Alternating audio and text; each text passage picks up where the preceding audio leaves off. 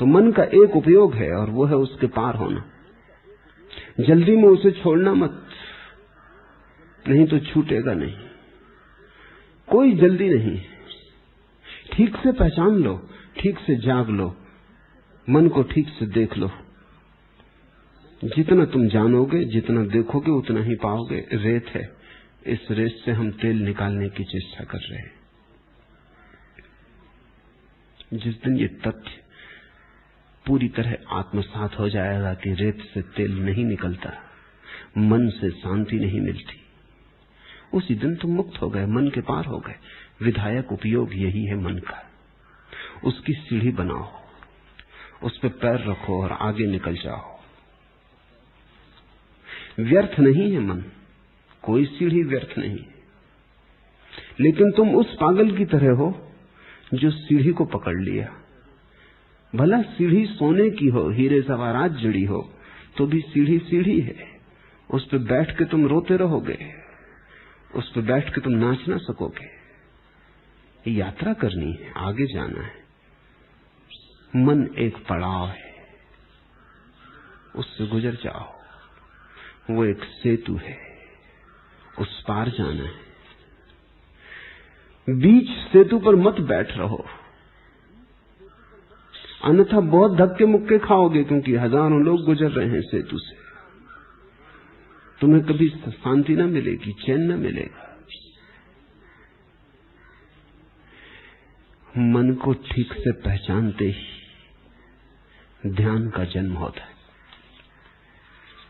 मन ध्यान के आगे की सीढ़ी। ध्यान पर भी रुकना नहीं,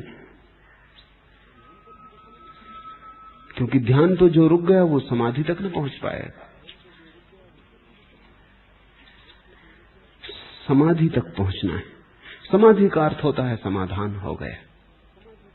अब कुछ प्रश्न न रहा, न कोई जिज्ञासा रही, न कोई अनुभव करने की आकांक्षा रही, न कोई जिजीविषा रही। सब शांत हो गया।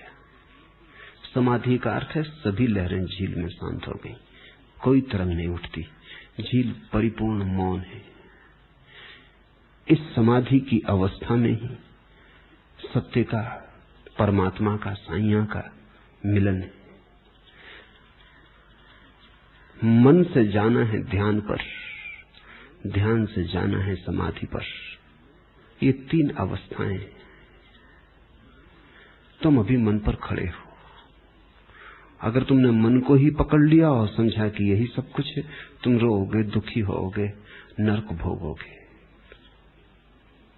इसलिए तो सभी ज्ञानी पुरुष तुम्हें मन से ध्यान की तरफ खींचना चाहते। ध्यान मन की कोई क्रिया नहीं, मन का शांत हो जाना है। मन का अभाव है ध्यान। जैसे एक कांटे को हम दूसरे कांटे से निकाल लेते, ऐसे ही मन के कांटे को ध्यान के कांटे से निकाल लेते। लेकिन फिर दूसरे कांटे को भी संभाल के रखने की जरूरत नहीं, वो भी बेकार हो गया। फिर दोनों कांटों को फेंक देते। बहुत नासमझ, अधिक नासमझ मन से जकड़े हुए। फिर तुम्हारे साधु सन्यासी, वो ध्यान से जकड़े हुए। उन्होंने पहला कांटा तो छोड़ दिया, वो बाजार का कांटा तो छोड़ दिया, आश्रम का कांटा पकड़ गया। दुकान का कांटा छोड़ दिया, मंदिर का कांटा पकड़ गया। बही खाते का कांटा छूट गया, गीता, कुरान, बाइबल का कांटा पकड़ गया। मन के कांटे से किस तरह छुटकारा किया, बामुश्किल। अब वो जिस कांटे से मन को, कांटे को निकाला है, अब उसकी पूजा जारी है। अब उसको उन्होंने घाव में रख लिया, वो उतना ही कांटा है। उसे धन्यवाद दो, उसे भी फेंक दो। जिस दिन मन और ध्यान दोनों ही फिक जाते हैं, उस दिन समाधि।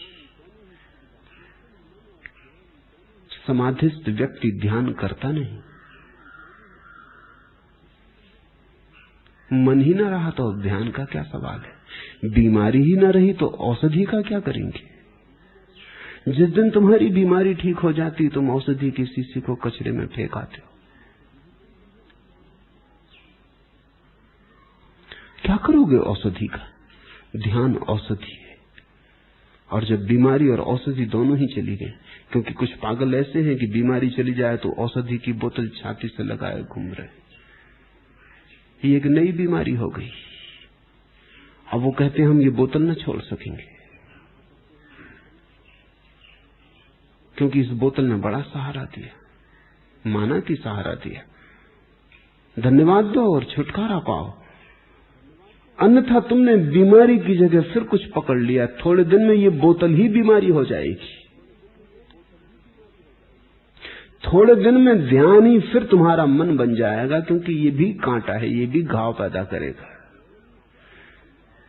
इसलिए बुद्ध पुरुषों ने कहा है, जब ध्यान का काम पूरा हो जाए एक क्षण रुकना मत, ध्यान को फेंक देना, उस पर मोह मत करना।